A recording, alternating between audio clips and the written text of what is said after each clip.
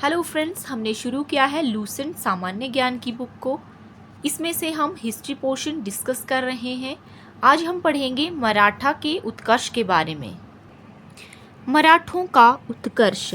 मराठा साम्राज्य का संस्थापक था शिवाजी। क्वेश्चन बनता है, शिवाजी का जन्म 6 अप्रैल 1627 में सिबनेर दुर्ग में हुआ था। शिवाजी के पिता का नाम शाहजी भोसले, माता का नाम जीजाबाई था। ये हमें पता होना चाहिए। शाहजी भोसले की दूसरी पत्नी का नाम तुकाबाई मोहिते था और छत्रपति शिवाजी महाराज के गुरु का नाम था कोंडदेव। ये हमें याद होना चाहिए, यहाँ से भी क्वेश्चन पूछा जाता है। आध्यात्मिक क्षेत्र में शिवाजी के आचरण पर गुरु रामदास का जो था वो काफी प्रभाव था। शिवाजी का विवाह साईबाई निम्बालकर से 1640 में हुआ था। शाहजी ने शिवाजी को पूना की जागीर प्रदान कर स्वयं बीजापुर रियासत में नौकरी कर ली। अपने सैन्य अभियान के अंतर्गत 1644 में शिवाजी ने सर्वप्रथम बीजापुर के तोरण नामक पहाड़ी किले पर जो था वो अधिकार कर लिया था। 1656 में शिवाजी ने रायगढ़ को अपनी राजधानी बनाया। 1656 में शिवाजी को राजा की उपाधि दी थी। किसने? औरंगजेब ने दी थी। बीजापुर के सुल्तान ने अपने योग्य सेनापति अफजल खान को सितंबर 1659 ईस्वी में शिवाजी को पराजित करने के लिए भेजा था। शिवाजी ने 10 नवंबर 1659 को अफजल खान की हत्या कर दी थी। किसको भेजा था? तो अफजल खान को भेजा था। बीजापुर के सुल्तान ने अफजल खान को भेजा था किसे मारने के लिए? शिवाजी को हराने के लिए। लेकिन शिवाजी ने ही उसकी हत्या कर दी थी, अफजल खान की। शिवाजी ने सूरत को 1664 ईस्वी एवं 1670 में लूटा था। किसे? सूरत को। पुरंदर की संधि यहाँ पे इम्पॉर्टेंट है, किसके और किसके बीच हुई? यहाँ से क्वेश्चन बनते हैं, या फिर टैट में, या फिर क्लर्क में, या फिर कमीशन में ये क्वेश्चन पूछे जाते हैं। पुरंदर की संधि कब हुई? तो 1665 में हुई है। किसके बीच हुई? महाराजा जय सिंह और शिवाजी के बीच। उस समय मनुची भी वहां उपस्थित था। शिवाजी को औरंगजेब ने मई 1666 में जयपुर भवन में कैद कर लिया था। औरंगजेब ने जहां से वे 16 अगस्त 1666 में भाग निकले थे। अपना भेष बदलकर वहां से ये वापस निकले थे। 1672 में शिवाजी ने पन्हाला दुर्ग को बीजापुर से छीना। 5 जून 1674 में शिवाजी ने रायगढ़ में वाराणसी के प्रसिद्ध विद्वान श्री गंगा भट्ट द्वारा अपना राज्याभिषेक करवाया।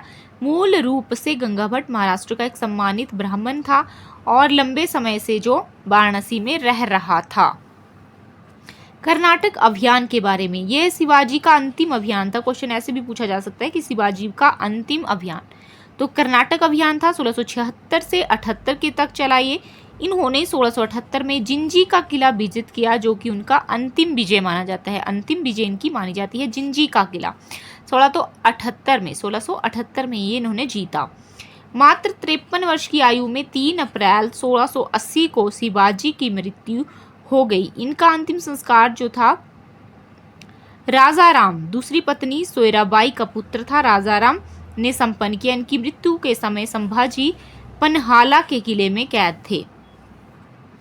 शिवाजी के मंत्रिमंडल को क्या कहा जाता था? ये भी क्वेश्चन आता है। अष्टप्रधान। अपने मंत्रिमंडल को इन्होंने बनाया था अष्टप्रधान। इसमें पेशवा का पद जो था बहुत ही महत्वपूर्ण होता था, सम्मान का होता था। शिवाजी ने दरबार में मराठी को भाषा के रूप में प्रयोग किया। मराठी इनकी दरबारी भाषा थी। शिवाजी की सेना 3 महत्वपूर्ण भागों में विभक्त थी। एक तो पागा सेना थी, जिसमें नियमित घुड़सवार सैनिक आते थे। सिलहदार थी, जो अस्थायी घुड़सवार सैनिक हैं। पैदल सेना थी तीसरी। शिवाजी को तोपें अंग्रेजों ने प्रदान की थी। जो तोपें दी थी अंग्रेजों ने दी थी। मराठा राज्य के अंतर्गत 2 प्रकार के क्षेत्र थे, एक स्वराज, एक मुगतई। स्वराज जो क्षेत्र प्रत्यक्षता मराठों के नियंत्रण में थे, उन्हें स्वराज क्षेत्र कहा गया। और मुगतई, मुल्क ए कदीम भी नहीं कहा गया, यह क्षेत्र जिसमें वे चौथ और सरदेश मुखी जो था वो वसूल करते थे, उसे मुगतई कहा जाता था। चौथ एवं जो सरदेश मुखी थे स्वराज से नहीं लिए जाते थे, ये मुगतई से लिए जाते थे। उन जगहों से लिए जाते थे जहां मुगल या दक्कनी राजाओं का शासन होता था। देखिए, चौथ भूराजस्व का 1/4 था, जो मराठों के उस क्षेत्र पर आक्रमण नहीं करने के लिए लिया जाता था कि हम आप पे आक्रमण नहीं करेंगे, आपको ये टैक्स देना पड़ेगा। 1/4 भाग, चौथ बोलते थे इसे। और सरदेशमुखी 10% का अतिरिक्त अधिभार था जो उस क्षेत्र से लिया जाता था जो मुगलों के अधीन था, पर मराठा उस पर अपना दावा करते थे। नेक्स्ट है महाराष्ट्र के कुछ संतों के बारे में है, जिनमें है ज्ञानदेव या ज्ञानेश्वर भी इन्हें कहा जाता है। महाराष्ट्र में भक्ति आंदोलन के ये जनक माने जाते हैं। महाराष्ट्र में मराठी भाषा और साहित्य के ये संस्थापक थे। भगवत गीता पर भावार्थ दीपिका नामक बहुत सी टीकाएं इन्होंने लिखी, जिसे बृहत टीका इन्होंने लिखी, जिसे सामान्य रूप से ज्ञानेश्वरी के नाम से जाना जाता है। बरकरी संप्रदाय के प्रवर्तक थे ये। नेक्स्ट है नामदेव। इनके आराध्य देव पंढरपुर के बिठोवा या बिठल थे। बरकरी संप्रदाय के विकास में इनकी प्रमुख भूमिका थी। इन्होंने अनेक भक्तिपरक मराठी गीतों की रचना की जो अभंगों के रूप में प्रचलित हैं। अभंग कहा जाता है इन्हें। मराठी के अलावा इन्होंने ब्रज भाषा में खड़ी बोली में गीतों की रचना की। नामदेव को सगुण और निर्गुण संतों के बीच की कड़ी माना जाता है। किसके बीच की? सगुण और निर्गुण संतों के बीच की कड़ी नामदेव को कहा जाता है। इनमें कुछ पद गुरु ग्रंथ साहिब में भी संकलित हैं। मुखवाणी नामक पुस्तक में इनकी रचनाएं संग्रहित हैं। किसकी? नामदेव जी की। नेक्स्ट है एकनाथ। इन्होंने रामायण पर भावार्थ रामायण नामक टीका लिखी है। दूसरे हैं तुकाराम। इन्होंने भक्ति पर कविताएं लिखी हैं जिन्हें अभंग कहा जाता है। तुकाराम की कविताओं को अभंग कहा जाता है। ये अभंग भक्ति पर काव्य के ज्योति पुंज हैं। नेक्स्ट है रामदास। महाराष्ट्र के अंतिम महान संत कवि। दशबोध उनकी रचना और उपदेशों का संकलन है। इसमें उन्होंने कर्म दर्शन का उपयोग किया है। इन्होंने महाराष्ट्र में भगवान राम की पूजा को लोकप्रिय बनाया। आनंदवन भुवन नामक अपने पुस्तक में रामदास जी ने जातिगत भेदभाव से मुक्ति, स्त्रियों की दशा में सुधार आदि विषयों पर अपने सद्विचार भी व्यक्त किए हैं। महाराष्ट्र में भक्ति आंदोलन का मुख्य 2 संप्रदायों में विभक्त था। जो महाराष्ट्र का भक्ति आंदोलन था, एक तो था बरकरी संप्रदाय में और दूसरा था धरकरी में।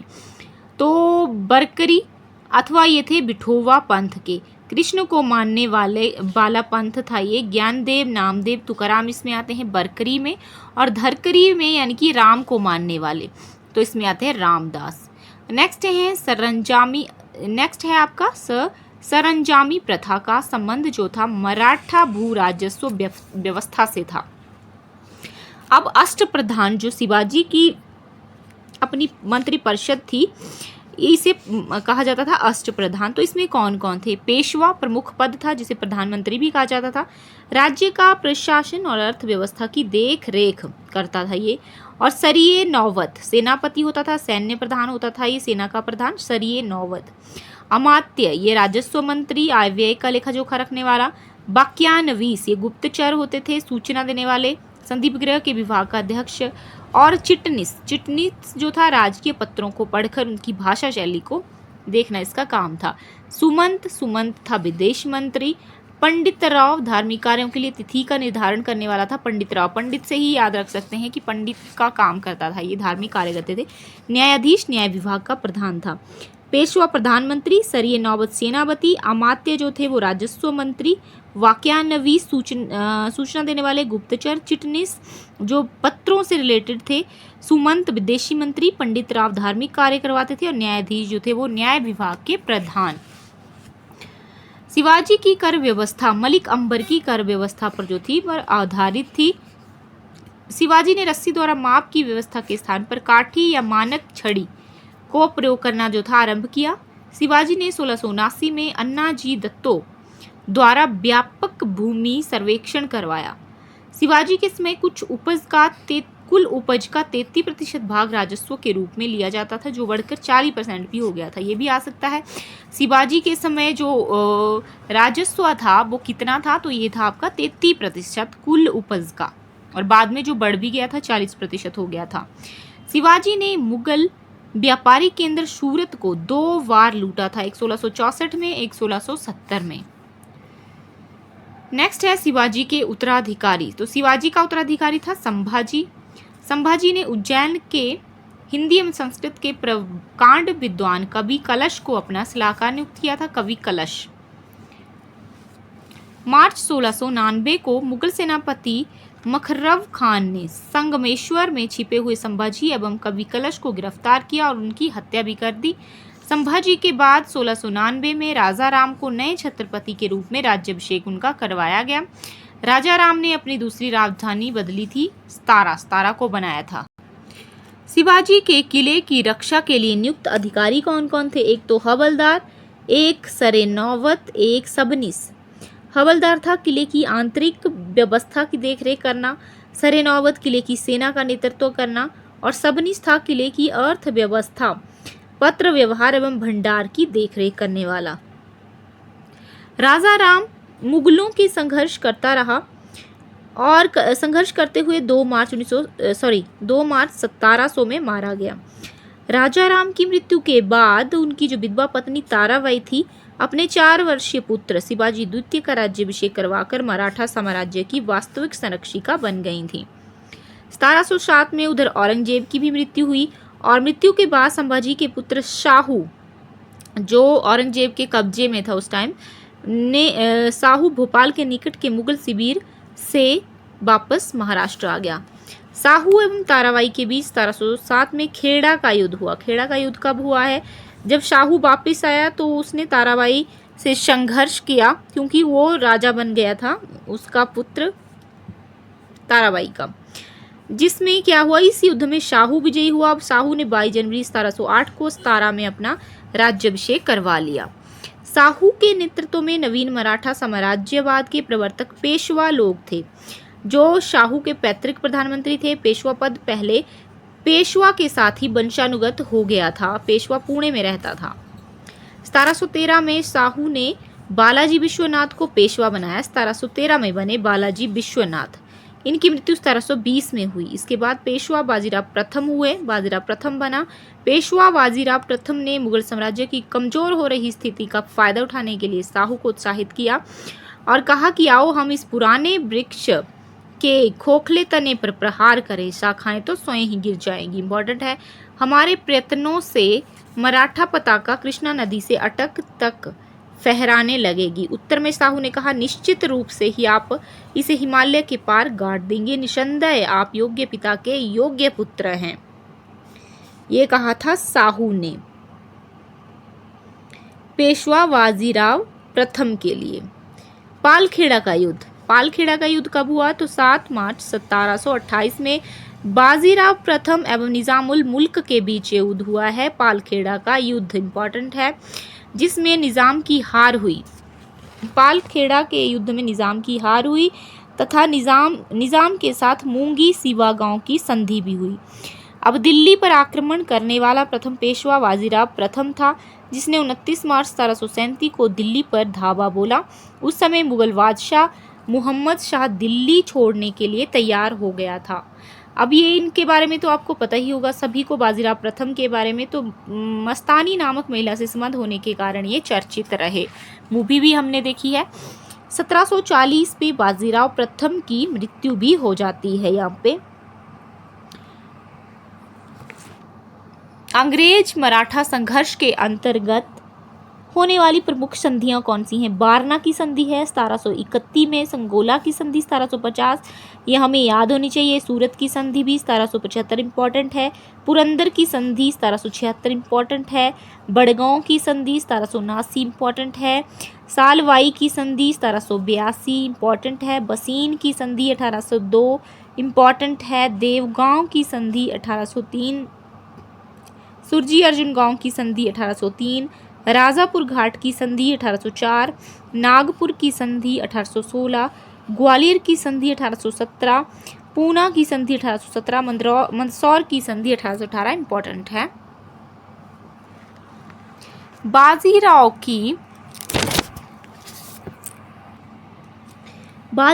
की मृत्यु के बाद बालाजी बाजीराव 1740 में पेशवा बना। बालाजी बाजीराव। बारना की संधि में व्यवस्था की गई कि संभाजी द्वितीय राजा राम की दूसरी पत्नी के पुत्र मराठा राज्य के दक्षिणी भाग पर, जिसकी राजधानी कोल्हापुर थी, शासन करें तथा उत्तरी भाग जिसकी राजधानी सतारा थी उस पर शाहू शासन करेगा। संगोला की संधि बालाजी बाजीराव रामराज के बीच हुई थी, राजा राम द्वितीय के बीच हुई थी। इसके अनुसार मराठा संगठन का वास्तविक नेता बना था, पेशवा बन गया था। सूरत की संधि के अनुसार अंग्रेजों ने रघुनाथ राव को सैनिक सहायता देना स्वीकार किया और युद्ध में विजय के उपरांत उसे पेशवा बनाने का भी वचन दिया गया। ये क्वेश्चन इंपॉर्टेंट है, जहाँ पे नोट दिया गया है। बालाजी बाजीराव को क्या कहा जाता था? अन्य नाम था नाना साहेब। झलकी की संधि हैदराबाद के निजाम एवं बालाजी बाजीराव के मध्य हुई है। आपके झलकी की संधि बालाजी बाजीराव के समय में ही पानीपत का तृतीय युद्ध हुआ है। कब हुआ है ये? 1761 में। 14 जनवरी 1761 में पानीपत का तीसरा युद्ध हुआ, जिसमें मराठों की हार हुई। इस हार को नहीं सह पाने के कारण बालाजी की मृत्यु हो गई 1761 में ही। माधवराव नारायण प्रथम 1761 में पेशवा बना। इसने मराठों की खोई हुई प्रतिष्ठा को पुनः प्राप्त करने का प्रयास भी किया। माधवराव ने ईस्ट इंडिया कंपनी की पेंशन पर रह रहे मुगल बादशाह शाह आलम द्वितीय को पुनः दिल्ली की गद्दी पर बैठाया। मुगल बादशाह अब मराठों का पेंशन भोगी जो था बन गया था। कौन? शाह आलम द्वितीय। पेशवा नारायण राव की हत्या उसके चाचा रघुनाथ राव ने कर दी थी। पेशवा नारायण राव की हत्या। पेशवा माधवराव नारायण द्वितीय की अल्पायु के कारण मराठा राज्य की देखरेख 12 भाई सभा नाम की 12 सदस्यों की एक परिषद करती थी। इस परिषद के 2 महत्वपूर्ण सदस्य थे, महादजी सिंधिया और नाना फडणवीस। नाना फडणवीस का जो मूल नाम था बालाजी जनार्दन भानु था। अंग्रेज जेम्स ग्रांट डफ ने इन्हें मराठों का मिकाइवली कहा है। इम्पॉर्टेंट है, याद होना चाहिए, पूछा भी जा सकता है कहीं पे कि मराठों का मिकाइवली किसे कहा जाता है, तो ये बालाजी जनार्दन भानु, नाना फडणवीस। अंतिम पेशवा राघोवा का पुत्र बाजीराव द्वितीय था, जो अंग्रेजों की सहायता से पेशवा बना था। 1776 में हुई पुरंदर की संधि। इसके तहत कंपनी ने रघुराम राव के समर्थन को वापस ले लिया था। प्रथम आंग्ल मराठा युद्ध पता होना चाहिए हमें, 1782 में हुआ। इसके तहत जो थी सालवाई संधि के साथ ये युद्ध खत्म हुआ, सालवाई की संधि हुई। तो ये हुई थी 1782 में सालवाई की संधि, और ये प्रथम आंग्ल मराठा युद्ध के दौरान हुई थी। द्वितीय आंग्ल मराठा युद्ध हुआ था आपका 1803 से 1805 में। इसमें भोंसले एवं सिंधिया की पराजय हुई तथा अंग्रेजों ने 2 पृथक संधियां करनी पड़ी थी अंग्रेजों से। कौन सी? एक देवगांव की संधि हुई थी द्वितीय आंग्ल मराठा युद्ध के दौरान 17 दिसंबर 1803 को, इतना हमें पता होना चाहिए। और सुरजी अर्जन गांव की संधि हुई थी 30 दिसंबर 1803 को ही। और एक हुई है मंदसौर की संधि। ये कब हुई है? 6 जनवरी 1818 में होलकर एवं अंग्रेजों के बीच हुई है मंदसौर की संधि। इसके अनुसार राजपूत राज्यों पर सभी दावे छोड़ दिए। नर्मदा के दक्षिण के सभी जिले अंग्रेजों को सौंप दिए गए थे। नेक्स्ट था तृतीय आंग्ल मराठा युद्ध। तो ये हुआ है 1817 से 1819 में। इस युद्ध के बाद मराठा शक्ति और पेशवा के वंशानुगत पद को समाप्त कर दिया गया।